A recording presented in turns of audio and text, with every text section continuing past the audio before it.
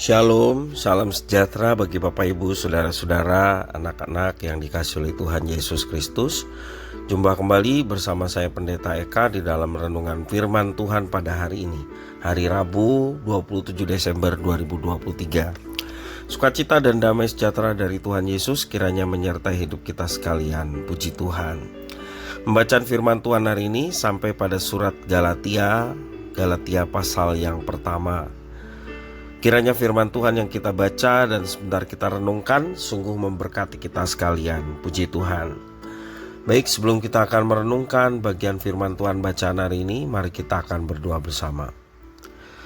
Tuhan Bapa di surga, di dalam nama Tuhan Yesus, kami bersyukur dan berterima kasih kepada Tuhan yang memelihara hidup kami sampai pada hari ini.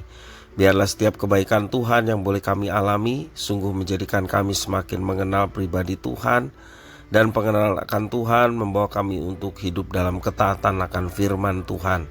Karena ketaatan firman Tuhan menjadi cara untuk kami memuliakan Tuhan dalam hidup kami setiap hari. Terima kasih ya Tuhan, inilah diri kami sedia untuk belajar firman-Mu.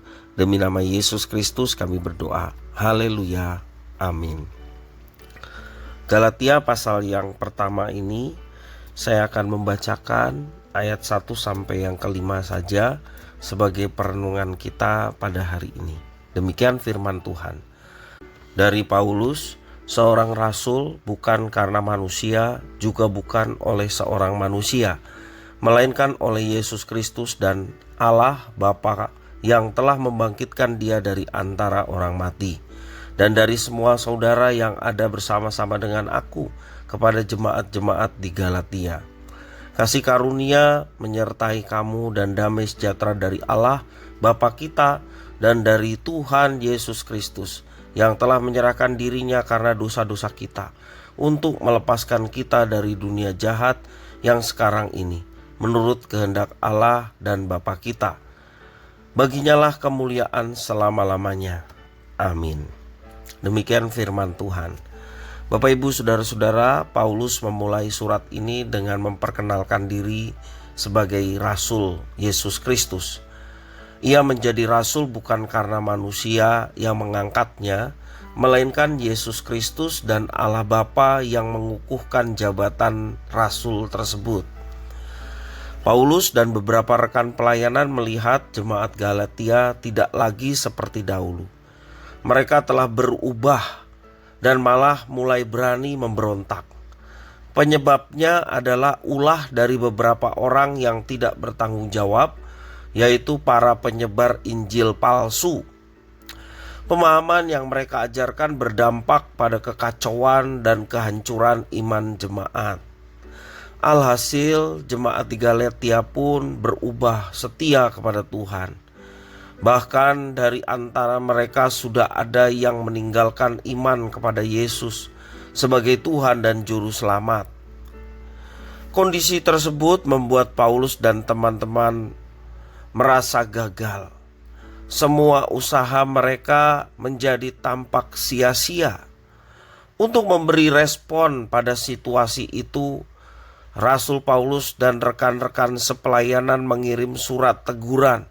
Lewat surat itu Paulus menghimbau agar mereka kembali kepada ajaran Yesus Kristus.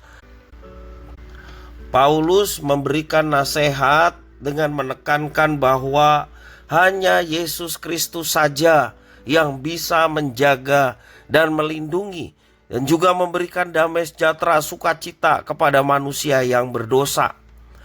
Oleh sebab itu Paulus mengatakan supaya mereka jangan melepaskan diri dari anugerah yang telah diberikan Tuhan kepada mereka, yakni anugerah keselamatan. Karena tindakan tersebut bisa mendukakan hati Tuhan yang telah menyerahkan dan merelakan dirinya untuk disalib demi kita orang berdosa.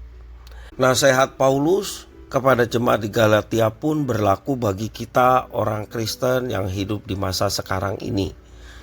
Kita harus membangun fondasi kehidupan yang kokoh di atas Kristus, Sang Pemilik kehidupan. Kita harus berakar di dalamnya. Untuk itulah sebagai anak-anak Tuhan, orang-orang Kristen, kita harus mendekatkan diri dan membangun relasi dengan Kristus. Ia mau agar kita selalu datang kepadanya dan orientasi hidup kita hanya tertuju kepada Kristus. Tuhan mau kita berkata, baginya kemuliaan sampai selama-lamanya, seperti yang dikatakan dalam ayat yang kelima.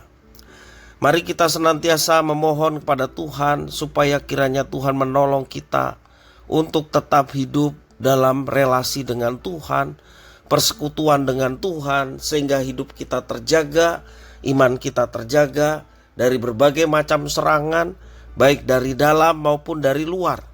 Dan kita meyakini kalau Yesus satu-satunya jalan dan kehidupan dan keselamatan bagi manusia berdosa, kita mau pegang teguh itu, dan hidup kita yang sesuai dengan rencana dan kehendak Tuhan untuk memuliakan Tuhan boleh menjadi berkat bagi sesama, sehingga mereka pun boleh turut merasakan keselamatan yang disediakan Tuhan bagi manusia melalui Yesus Kristus.